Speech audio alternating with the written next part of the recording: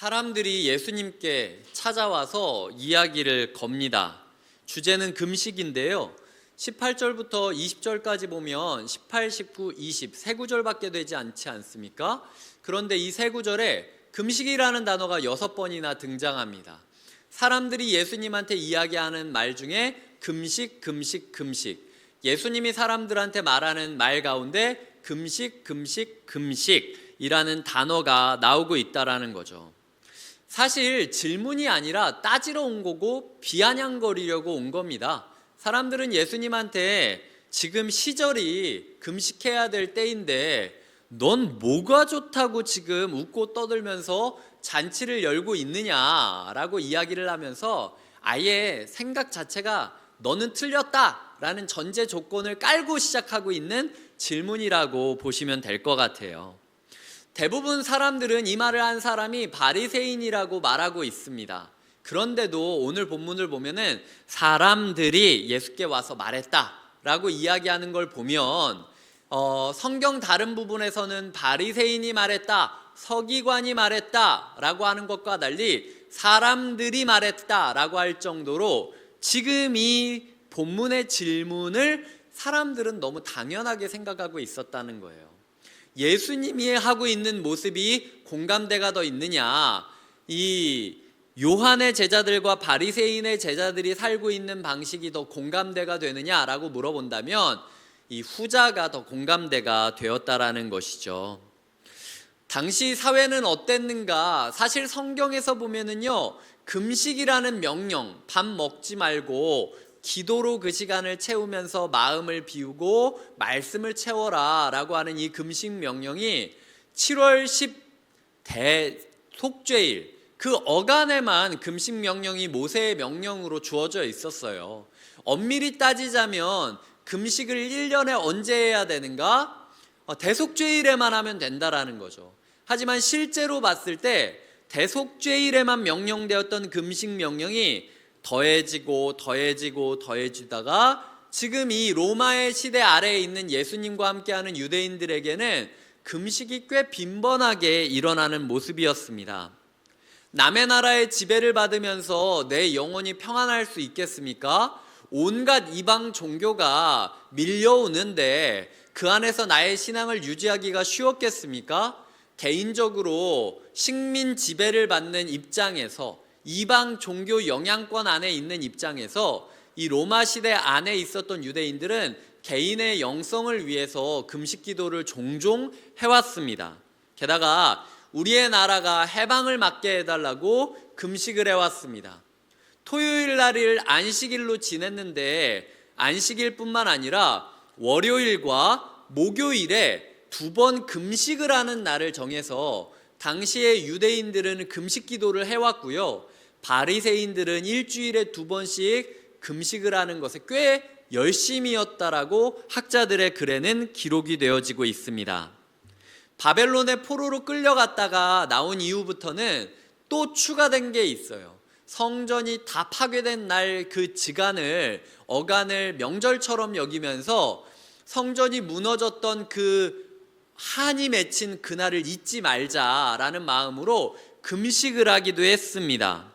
지금은 또 로마의 지배 안에 있는 상황이고 예수님이 나오기 얼마 전에는 마카비 운동이라고 언젠가 제가 설명한 적이 있었는데 반란 운동이 있었어요. 예배자들 중심으로 해서 바른 예배를 드리기 위해 정부를 엎어버리자라는 마음으로 독립운동이 일어났는데 로마의 군대 안에서 다 핏덩이가 되고 죽어서 땅에 묻히는 그런 슬픈 역사가 있는 시기가 바로 이 시기였습니다.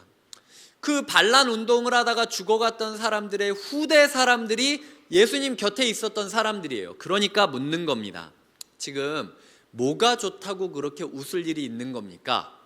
나는 참 예배를 드리기 위해 우리의 부모님이 세상을 떠났고 반란을 하다가 죽어갔던 친척들이 있고 지금도 내가 로마에 억지로 지금 굴복하면서 예배도 제대로 못 드리면서 세금도 내고 있는데 당신들은 뭐가 좋다고 세금 걷는 세리들이랑 죄인들이랑 함께 모여서 잔치를 벌이고 있는 겁니까? 라고 이야기하는 거죠. 우리로 치자면 일제 치하에 있던 시대 가운데 독립운동을 하는 사람들이 있고 콩 한 쪽이라도 모아서 그 독립운동가들한테 돈을 주자라는 마음으로 허리띠를 졸라매고 있었던 사람들이 있지 않습니까? 그 사람들이 지금 예수님한테 묻는 거예요. 지금 우리가 이렇게 독립운동을 위하여, 자유를 위하여 노력하고 있는데 당신들은 우리의 돈을 뜯는 친일파들이랑 잔치를 벌이면서 멀쩡하게 잘 살고 있는 보통 사람들, 어부들을 끌어 모아서 당신들의 잔치 수발을 들게 하는데 이게 정당한 건지 모르겠다라고 이야기하는 요청들을 듣고 있다라는 것이죠. 만약 우리가 이 장면 가운데 있었다면 여러분들은 어떠시겠습니까? 예수님 곁에서 같이 잔치를 하는 사람들이겠습니까? 아니면은 바리새인들 편에 서서 예수님을 쑥덕쑥덕이면서 비아냥거리면서 뒷담화하고 있는 사람들이었겠습니까? 예수님이 뭘 몰라? 지금 그 집안에서 성경만 봐가지고 시대를 모르는 것 같아 라는 식으로 비꼬면서 예수님을 비아냥거리고 있지 않겠습니까? 우리의 삶이 어떻습니까? 한 주 동안 살아가면서 성도님들의 삶은 행복하셨습니까? 내 개인적인 삶을 봤을 때 고단하고 버겁고 힘들고 괴롭고 슬프고 원망이 넘치는 게 나의 삶 아니었습니까? 가정이 어떻습니까? 가정 생활을 하시면서 가정이 수월하다, 가정이 지지된다, 가정이 있기 때문에 내가 살 수 있다라는 희망보다 이 가족을 어떻게 지키지? 이 가족을 어떻게 살 수 있게 도와주지? 라는 그 버거움이 나의 삶을 지배하고 있지는 않았나 고민해 보아야 된다라는 것이죠. 한국 사회는 어떻습니까? 한 주 동안 민생을 위하여 노력한 게 아니라 지가 맞다, 나는 아니다, 이 말이 뭐 맞다, 이 말은 아니었다, 사실은 그게 아니었다, 자기들끼리 싸우느라 정신이 없지. 어떻게 한 사람 한 사람 백성들이 민초들이 살 수 있는 복지에 대해서 고민하는 이야기들이 뉴스에 뭐 몇 번이나 나왔습니까? 다 그 예산 배정하고 하는 거 결국은 정치 때문에 한다 안 한다 좋다 아니다 자기들끼리 싸우지만 바빴지. 그래서 우리의 삶이 나아진 게 뭐가 있냐는 거예요. 국제 정서는 또 어떻습니까? 앞으로 우리는 어떻게 되는 겁니까? 해외 각처에서는 전쟁이 일어나고 있고 우리가 거기에 보내니 많이, 어떻게 싸우니 많이, 그러면 어디까지 돕니 많이, 앞으로 우리는 어떻게 되니 많이. 외국에서 금리를 조금만 몇 퍼센트만 올려도 휘청대는 나라가 대한민국입니다. 내 마음이 바르게 세워진다고 해서 우리가 바르게 살 수 있을 것 같아요? 쉽지 않아요. 로마 시대의 그때와 지금 우리의 있는 시기가 별반 다르지 않다라는 것이 오늘 말씀이 주고 있는 교훈이라는 것이죠. 한 주간 저는 저의 삶을 보면서 마치 고래들 싸움에 등 터진 새우와 같다. 바위에 부딪혀서 노른자가 지금 흘러내려가고 있는 깨진 계란과도 같다라는 마음으로 한 주간 저의 삶을 돌아보고 성도님들의 삶을 안타까워하며 기도하고 있었습니다. 그래서 제가 하나님께 물어봤습니다. 하나님, 웃음이 나오십니까? 하나님, 지금 우리를 보면서 행복하라고 얘기하는 게 말이 됩니까? 이 목사로서 서서 성도님들한테 이렇게 얘기할 수 있어요. 여러분은 행복하십니까? 저는 행복합니다. 이러면 이런 바보 같은 말이 어디 있겠습니까? 야, 저 목사 우리가 헌금 내가지고 그냥 잘 먹이고 잘 입혔더니 세상 물정 모르고 교회 안에서 혼자 갇혀가지고 행복하다고 이야기하고 있네. 더 괴롭혀야겠다. 이런 마음 들지 않겠습니까? 그 마음으로 제가 화가 나가지고 하나님한테 뭐가 행복합니까? 제가 받는 기도 제목들이 얼마나 무거운데, 지금 시절과 뉴스들이 얼마나 어두운데 뭐가 행복합니까? 라는 마음으로 사실은요, 저 오늘 말씀을 본문을 이걸로 안 정했었습니다. 제가 요거를 건너뛰고 다음 구절을 본문으로 먼저 예배사역팀한테 이야기를 했었어요. 그러다가 이제 설교를 준비하는 기간 내내 제 옆에서 계속 낑낑거리는, 뭐 이런 표현이 적절한지 모르겠는데 꿍시렁꿍시렁거리고 낑낑거리는 성령님의 음성을 들으면서 제가 마음이 불편했습니다. 말씀을 읽으면서 설교를 어떻게 준비해야 됩니까? 하나님 말씀을 주시옵소서, 깨달음을 주시옵소서라고 기도하면서 말씀을 보고 있으면 곁에서 마음 가운데 하나님께서 내 말이 필요하니? 네가 하나님이잖아. 내가 정한 본문도 그냥 네 마음대로 건너뛰고 이 기쁨 얘기하기에는 이 시대가 기쁜 시대가 아니기 때문에 너 못하겠다며. 내가 뭔 말을 줘도 네가 안 할 거잖아. 결국 지가 하고 싶은 말만 하고 해야 되는 말은 안 할 건데 나한테 물어보냐? 네 마음대로 해 라고 이야기하는 성령님의 마음이 제 마음을 너무 힘들게 해가지고 제가 수요일 날 다시 예배사역팀에 연락을 했습니다. 사실 본문을 바꾸겠다, 설교 제목도 기대와 설렘으로 바꾸겠다라고 이야기를 하면서 제 마음 가운데 남은 한 주 동안 하나님이 하라 그래서 하는 거니까 제 마음에 기쁨이 먼저 있어야 돼요. 제가 이 자리에 서는데 저 또한 기쁘지 않고 성도님들의 기도 제목 때문에 제가 압박감을 느끼면서 성도님들을 바라봤을 때도 전혀 기쁨을 얘기하기보단 그렇지 너무 힘들지라고 고개 끄덕일 수밖에 없다면 저 차라리 그냥 설교 안 하는 게 낫습니다. 하나님이 제 마음 가운데 기쁨을 주시고 제 머릿속에 기쁨의 비결을 알려주셔서 이 시간 외쳐지는 설교를 통해서 성도님들 또한 기쁨을 누릴 수 있게 해주셔야만 제가 이 자리에 설 수 있다라는 마음으로 한 주간 준비했어요. 그리고 오늘 저는 나름대로 답을 얻어서 이 자리에 서게 되었습니다.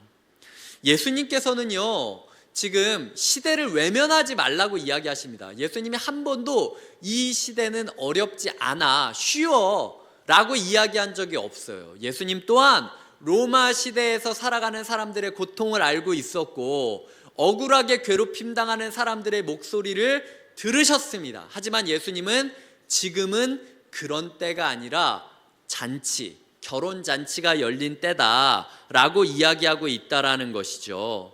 당시 유대인들은 너무 힘들었고 일주일에 2번씩 금식을 했지만 결혼식 때에는 금식하지 않았어요. 결혼식 때에는 다 같이 기뻐하고 축제를 누리면서 신부에게 신랑에게 축복을 외치는 마을 잔치가 결혼식 주간이었습니다. 그 시기를 이야기하시면서 물론 시대는 어렵지만 지금은 결혼식 시기다라고 이야기하는 것이 예수님께서 그들에게 주시는 말씀이라는 것이죠. 21절부터 22절까지의 키워드를 보시면은요, 새라는 단어와 낡은이라는 단어입니다. 그렇기 때문에 금식해야 되느냐 잔치해야 되느냐라고 하는 어간에서 예수님께서 지금은 기뻐할 때다. 왜? 낡은 사고방식을 버려라. 낡은 씨알을 뽑아라. 낡은 행태를 포기해라. 지금은 새 것이 필요한데 무엇이냐? 삶을 기대와 설레임으로 채우는 것. 이것이 새 시대에게 주어진 새 기쁨이자 새 축복이자 새 사명이라는 것을 하나님께서 이야기하고 있다라는 것입니다. 당시 결혼식이 어떻게 됐냐면요, 신랑이 신부와 결혼하겠다라고 결심을 하면 6개월에서 1년 동안 이 신랑이 신부를 위하여 집을 준비했습니다. 열심히 돈을 모아서 집 준비가 끝나면 그게 6개월에서 1년 정도의 시간 동안 애를 쓴 다음에 어느 날 불현듯 신부의 집으로 와서 이제 준비가 됐습니다. 저는 결혼식 합시다 라고 하면 결혼식이 시작되는 거예요. 그러니까 그동안 신부는 어느 날 갑자기 찾아올 신랑을 기대하면서 결혼식 준비를 하고 있는 중이고, 신랑은 어떻게든 결혼식을 할 수 있도록 집을 마련해야 되는 것이 그 시간이었다라는 거죠. 지금 그렇게 미지의 집을 마련하고 있었고 그 집이 어떤지 요즘처럼 인터넷으로 보고 거리뷰로 보면서 신부가 지금 우리가 어느 동네로 이사하는구나 이렇게 알 수 있는 게 아니잖아요. 그냥 찾아와 가지고 나 데리고 가면 거기서 내가 있을 집을 보게 되는 게 결혼의 과정이었다라는 거죠. 결혼식 기간 내내 신부 마음이 어떻겠습니까? 너무 불안하죠. 왜냐하면 지금 나는 아버지 그늘 아래에서 평안히 먹고 자다가 이제는 내 남편이 나를 이끄는 미지의 곳으로 가서 이제는 내가 가장을 도와서 생계를 유지해야 됐기 때문에 마음이 불안한 게 당연했다는 겁니다. 그래서 잔치가 열린 거예요. 주변의 사람들이 일주일 내내 여인을 축복하는 겁니다. 야, 내 남편 봐. 네 남편이 훨씬 나. 분명히 잘 될 거야. 처음에는 다 맨 땅에 헤딩하는 것 같겠지. 다 그런 거야. 걱정하지 마. 그러다가 가정이 세워지고 일어나는 거니까 편하게 마음 먹어 라고 이야기를 해주면 신부 마음이 좀 수그러들지 않겠습니까? 그러다가도 불안하면 어떻게 합니까? 신랑을 봐야죠. 모든 사람들의 축복을 받으면서 1년 동안 나만을 위해서 헌신하면서 나를 위해 내가 살 집을 마련해주는 내 남편의 미소를 바라보면서 그래, 내가 어떻게 살지는 모르겠지만 그래도 저 사람이랑 같이 있으면 1년 동안 나를 보지 못했음에도 나를 위하여 살아왔다고 하니까 저 사랑만 있으면 내가 어떻게 살 수 있겠지 라는 마음이 들지 않겠습니까? 예수님은요, 지금이 바로 그때다 라고 이야기하고 있는 거예요. 다시 한번 이야기 드리지만 바리새인들과 사람들의 시선은요, 지극히 상식적이고 객관적이었습니다. 하지만 그 사람들에게 예수님은 그 상식적이고 객관적인 이야기들이 낡은 사고방식과 고리타분한 태도다. 너희는 창의성이 없다. 지금부터 시작될 일들을 기대하며 기대와 설렘으로 가득 차야 될 시간이 바로 이 축제의 예배이다 라고 이야기하시는 것이 하나님께서 우리에게 주고 싶은 교훈이라는 것이죠. 성도님들은 어떻습니까? 한 주간 살아보면서 문제를 바라보시면서 내 고민을 바라보시면서 괴로워하면서 마음 어려워하시면서 불평하시면서 원망하시면서 시간을 보내지 않았습니까? 내가 그렇게 힘든데 마음 놓일 곳을 찾으려고 교회까지 왔는데 이놈의 교회는 똑같이 고민되고 똑같이 마음 아프고 똑같이 오해하고 똑같이 관계가 엉키고 똑같이 불평하고 똑같이 원망하고 이럴 바에는 내가 왜 교회 다니나 라는 마음이 드는 건 혹시 아니셨습니까? 하나님께서 우리에게 말씀하시는 거죠. 그렇게 세상을 살아갈 것이 아니라 기대와 설레임으로 서로를 축복하면서 마치 결혼식 하는 신부처럼 주변의 사람들이 서로를 축복해 줘야 된다는 거예요. 너 진짜 결혼 잘했어. 예수님이 최고야. 라고 이야기를 하면서 곁에 있는 교회 안에서 신앙생활하는 기쁨이 얼마나 놀라울 것인지를 함께 꿈꾸고 함께 소망하는 과정이 있어야만 되는 시간이라는 거예요. 그리고 그럼에도 불안하다면 예수님을 봐야 된다는 거예요. 말씀과 기도와 예배로 예수님을 보지 않으면 은혜를 받지 않고 기쁘지 않고 행복하지 않다라는 게 예수님께서 우리에게 주는 교훈이라는 거죠. 그래서 수많은 죄인들이 지금 예수님 곁에 머물러 잔치하고 있는 겁니다. 솔직히 예수님 입장에서 지금 유쾌한 상황 아니에요. 온갖 부정적인 마음들이, 감정들이 끌어오를 만한 상황입니다. 예수님도요, 감정이 있는 분이었어요. 예수님, 세상을 구하려고 세상에 내려와서 30년 동안이나 열심히 준비를 했는데 지금 사역 시작하자마자 사람들이 어떤다? 이해도 못 해주고 뒤에서 수군거리고 비아냥거리고 조롱하고 와서 따지고 내가 하는 말도 진심도 못 알아주고 계속 자기 하고 싶은 이야기만 하고 아니면 어떻게든 이용해 먹으려고만 하고 예수님 입장에서 봤을 때는요, 화딱지 납니다. 딱지가 지금 아무는 것이 아니라 아물려고 하면 말로 후벼파고 아물려고 하면은 또 비위를 긁어놓고 예수님 입장에서 봤을 때는 내가 지금 언제까지 해야 되니? 내가 30년 준비했어. 세상을 만든 하나님이, 그 하나님의 목소리가 30년 동안 준비해서 이제 막 사역을 시작하는데 니네는 그것도 못 들어주니? 라고 예수님 입장에서 화를 낼 수 있는 상황이었다라는 거죠. 예수님은요, 하지만 압도적인 기쁨이 있었기 때문에 사람들이 그렇게 벅벅 긁어도 그 벅벅 긁는 거에 발끈하지 않으셨다라는 것을 우리가 기억하셔야 돼요. 이 베드로와 마가 요한, 마가복음이라는 것을 썼던 베드로와 마가 요한은 어떻습니까? 베드로는요, 평생 동안 오락가락했던 사람이에요. 이 베드로는 지금 예수님은 떠났고 동료들도 죽어나갔잖아요. 이런 상황에서 웃음보다는 찡그림이 더 많은 게 자연스러울 사람이었습니다. 자기는 얼마나 연약한지 알아요. 이 베드로의 마음 가운데 예수님 앞에서 헛소리도 많이 했고 도망치기도 많이 했던 사람이지 않습니까? 십자가가 끝나고 다시 불러줬는데도 보면은 사도행전에서 고넬료라고 하는 이방인 가정에 찾아가서 신방하라 라고 이야기하는데, 신방하면서 밥 먹고 있다가 사람들이 목사님이 어떻게 저런 이상한 사람들이랑 신방을 하면서 교인으로 만들려고 합니까? 라고 따지려고 달려드니까 신방하다가 숟가락 내려놓고 도망쳤던 사람이 베드로예요. 베드로는요, 자기가 교회의 지도자로 있었지만 지도자다운 지도자로 살아가지 못했다라는 겁니다.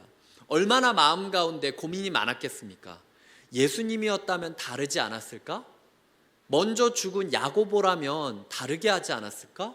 왜 하필이면 나를 교회의 지도자로 세운 걸까?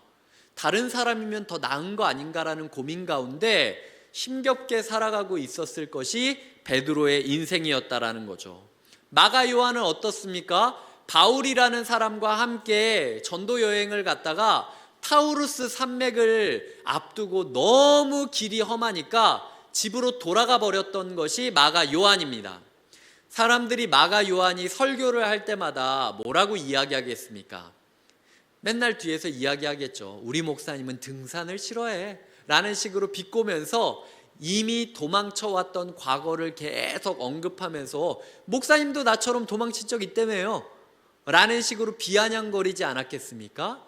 그럴 때마다 이 젊은 사역자 마가 요한이 얼마나 심장이 뜯기는 것 같았겠습니까? 내가 과거가 깨끗했다면, 내가 과거에 조금 더 헌신했다면, 내가 조금 더 준비된 상황이었다면 사람들이 나한테 이렇게 함부로 얘기할 수 있었을까? 도대체 나는 어떻게 해야 되지? 그렇다고 과거로 돌아가 바꿀 수도 없는 거잖아. 나는 그러면 이제 끝나는 건가? 아무것도 하면 안 되는 건가? 내 인생은 그냥 이렇게 끝내야 되는 건가? 라는 고민이 많이 들지 않았겠습니까? 그런데 그때 베드로와 마가 요한은 어떻게 했죠? 마가 복음을 썼다라는 거예요. 문제가 생기고 어려움이 있었을 때 자기계발서를 쓴 게 아니었습니다. 교회의 조직을 뜯어고치기 위해서 규칙서를 쓴 것도 아니었어요. 예수 이야기를 썼던 겁니다. 내 마음이 힘들 때 신랑인 예수를 보기 시작한 거예요. 내 마음이 괴로울 때 신랑인 예수를 말하기 시작했던 거예요. 나 힘들어, 나 연약해, 나 못해, 맞아. 하지만 그럼에도 예수님이 해주실 거야 라고 이야기하면서 예수님 이야기에 집중하면서 남겼던 글이 바로 마가복음이라는 것을 우리는 기억해야 된다라는 것이죠. 우리는 부정적인 감정으로 시간을 낭비해서는 안 됩니다. 사단은요, 필사적으로 우리를 불평하게 만들어요. 필사적으로 우리를 고민하게 만듭니다. 필사적으로 우리의 삶이 부정적일 수밖에 없게 만들어요. 하지만 어떤 사람들은요, 어두운 방 안에 햇살 한 줄기가 들어온 것만으로도 햇살이 들어왔으니 아침이 왔다. 단지 커튼을 내가 안 연 것뿐이다 라고 얘기하는 사람도 있다라는 거죠. 그 창조성이 필요하다라는 거예요. 어두운 방 안에 비치고 있는 한 줄기 햇살에 시선을 고정할 수 있는 창조성, 그 햇살을 발견하고 이미 아침이 왔음을 믿는 신뢰, 그것이 오늘 우리에게 필요한 기쁨의 회복에 하나님이 주시는 비결이라는 것입니다. 하나님께서는 한 주간 우리가 잔치를 하기 원하신다라는 것이죠. 그렇기 때문에 하나님께서는 So what? 우리는 무엇을 해야 합니까? 라고 하는 기쁨의 회복을 위한 질문에 이렇게 말씀하시는 거예요. 낡은 것을 새 것에 덧대우려고 하지 말고 새 인생은 새 법칙으로만 살아가라 라고 이야기하는 거죠. 생배, 이 생배라는 것은요, 아직 빨지 않은 천이거든요. 이거는 당기는 힘이 있습니다. 한번 빨면은요, 이미 수차례 빨았던 옷보다도 훨씬 더 쪼그라들어요. 그렇기 때문에 오히려 이 새로운 생배를 낡은 옷에 붙이면요, 이게 쪼그라들다가 기존의 옷이 찢어지는 모습을 보인다라는 거예요. 예수님께서는 이렇게 이야기하는 거죠. 당기는 힘이 있는 생배가 있다. 포도주는 새 부대에 담아야 된다. 당신은요, 그 유리병이나 이 토기병이 발달하지 못했기 때문에 대부분의 유목민들이 짐승을 잡고 짐승의 네 다리 가죽을 이렇게 모아가지고 이 포대처럼 만들었습니다. 그 포대에 포도주를 넣어서 담고 다녔어요. 중동 지방에서 사막의 열기 가운데 가죽 부대 안에 있는 포도주가 발효하잖아요. 발효 음식이니까 발효하게 되면은 가죽이 점점 팽창하게 됩니다. 그러니까 양 가죽은 똑같은데 가죽이 팽창하다 보니까 늘어지는 거죠. 그런데 다른 부대 쓰기 싫다고 계속 새 포도주를 거기다가 넣으면 발효 효과가 점점 세지기 때문에 어느 날 갑자기 무더위 가운데 뻥 터지는 그런 사고가 일어나기도 했다라는 거예요. 생배는 당기는 힘이 있고 포도주는 확장시키는 힘이 있습니다. 예수님은 어떤 힘이 있죠? 기쁨을 회복시켜 주시는 능력이 있는 분이라는 거예요. 예수님은 예수님께로 우리를 당겨 주십니다. 예수님은 우리의 마음의 기쁨을 계속해서 확장시켜 주세요. 그런데 그런 예수님을 일주일에 한 번 1시간 10분 예배 드리는 걸로 그냥 덧대이면 우리의 삶이 바뀌겠습니까? 안 바뀌겠습니까? 오히려 우리의 삶이 찢어질 수도 있다는 거예요. 오히려 우리의 삶이 뻥 터질 수 있다라는 거예요. 예수님께서 이야기하시는 것은 이거입니다. 언제까지 너희가 일주일에 한 번 주일 설교 들으면 신앙생활에 다라고 생각하느냐? 그 생배 조각을 너희의 삶에 붙대고 괜찮겠거니 생각하는 게 아니라 너희의 일주일 내내 기대와 설레임으로 예수 그리스도를 향하여 예수 그리스도의 품 안에서 살아간다면 너희의 삶이 이전과는 다른 기쁨 넘치는 삶을 살아갈 수밖에 없다라는 이야기를 하시는 게 예수님께서 우리에게 알려주시는 교훈이라는 거죠. 주일 예배 이해 안 되고 은혜 못 받을 수 있습니다. 그러다가 수요일 날 갑자기 큐티하는데 은혜 받을 수 있어요. 내가 한 주 동안 갑자기 은혜를 못 받았는데 다락방 모임하다가 갑자기 은혜를 받을 수도 있어요. 이게 예수님께서 이제 낡은 방식으로 살아가는 것이 아니라 새 인생은 온전히 새 부대로 채워야 된다. 그래야만 너희의 인생이 축제의 삶을 살 수 있다라고 이야기하는 하나님의 말씀이라는 것이죠. 하나님의 생명력이 우리 가운데 채워져야 돼요. 하나님의 은혜가 우리의 삶에 역사할 수 있도록 끝까지 시간 내내 은혜를 붙잡고 살아가야 된다라는 것이 오늘 말씀이 주는 교훈이라는 것입니다. 이제 말씀을 맺겠습니다. 그리스도인들은요, 독특한 낭만이 있는 존재여야 됩니다. 세상 사람들이 다 부정적으로 이야기하는 그 시간에도 그리스도인이기 때문에 긍정성을 놓지 않고 있어야 돼요. 여러분들은 긍정성을 가지고 있습니까? 한 주 동안 내가 어떤 말과 어떤 행동을 했는지 생각을 해보셔야 돼요. 비판하고 원망하고 부정적으로 생각하고 왜 내가 틀린 말 했어? 이게 객관적이고 상식적인 이야기가 아니야? 라고 이야기를 하셨다면요, 예수님이 말씀하시는 거예요. 그거 객관적이고 상식적인 것 맞아. 하지만 창의적인 건 아니야. 난 너에게 기쁨의 창조성, 창조적인 기쁨을 요구한다. 눈을 돌려서 예수를 바라보지 않으면 얻을 수 없는 기쁨, 시선을 돌려서 저기 귀퉁이에서 비추고 있는 햇살을 찾을 수 있는 창조적인 열정, 그 열정을 가지고 한 주를 살아갈 때 반드시 너희의 인생 가운데 혼인잔치가 시작되었고 기쁨의 아침이 열렸다라는 사실을 믿게 될 것이다 라는 것이 하나님께서 우리에게 주시는 축복이라는 것이죠. 그렇기 때문에 베드로와 마가 요한이 그러했듯이 세리와 많은 죄인들이 예수 곁을 지켰듯이 한 주간 예수님만 묵상하시면서 예수님만 이야기하시면서 예수님만 닮아가시면서 살아가시는 한 주 되시길 주님의 이름으로 축복드립니다.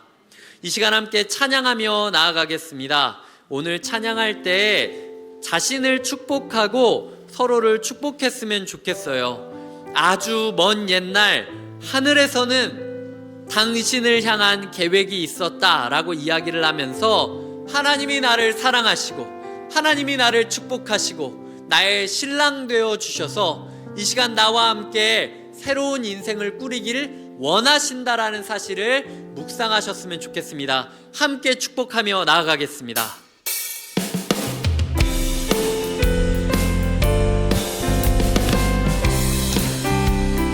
아주 먼 옛날 하늘에서는 당신을 향한 계획이 있었죠. 하나님께서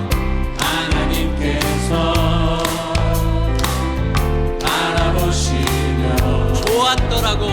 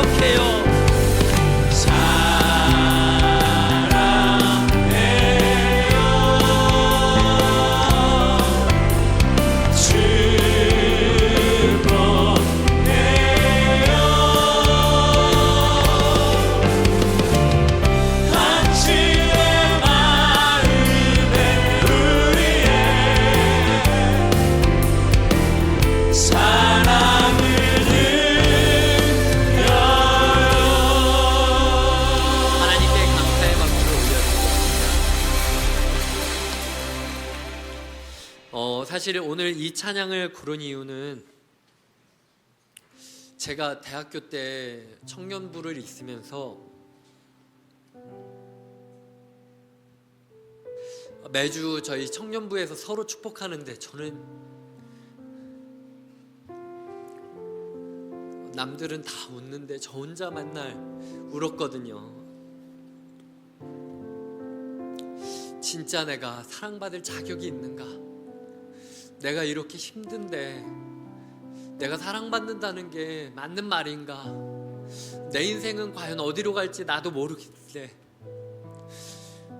이 세상 그 무엇보다 귀하게 나의 손으로 창조하셨다는 그 구절이 믿을 수가 없다고 이야기하면서 참 많이 울었습니다. 한 주간 기쁨을 위하여 기도하던 중에 성도님들이 생각났어요. 제가 뭐라고 이곳에서 이렇게 사랑받을 수 있는가? 내가 뭐라고 이렇게 기대받고 살아갈 수 있는가라는 생각을 해보면 하나님 은혜 아니면 답이 없더라고요.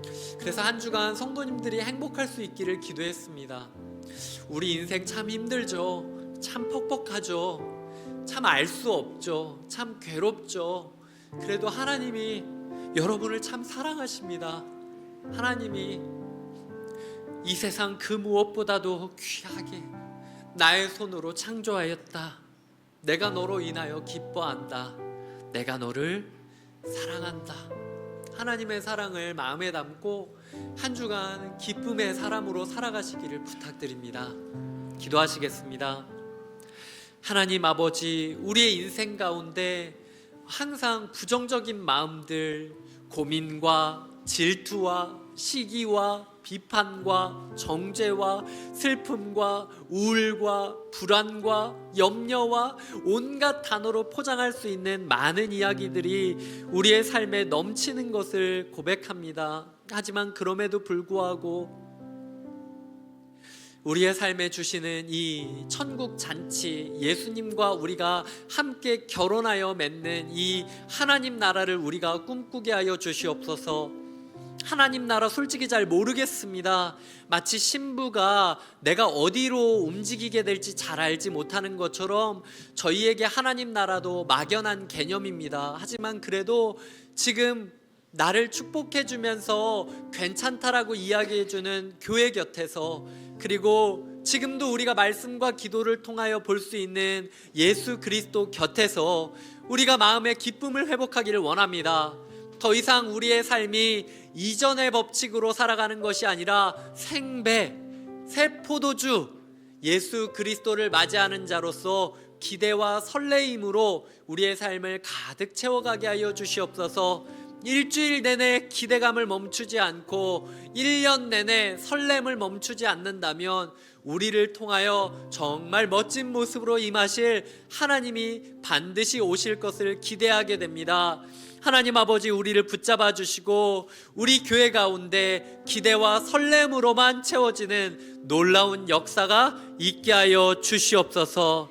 이 모든 기도를 이루실 예수님의 이름으로 기도드리며 우리 주 예수 그리스도의 은혜와 하나님의 사랑과 성령님의 교통하심이 어떤 상황에서도 기쁨의 단서를 찾아가는 창조적인 태도를 통해 기대와 설렘으로 예수님을 찾고 예수님으로 삶을 채워가기를 소망하고 결단하는 주님의 사람들과 곁에 있는 교회에게 지금부터 영원토록 함께해 주시기를 간절히 축원하옵나이다. 아멘.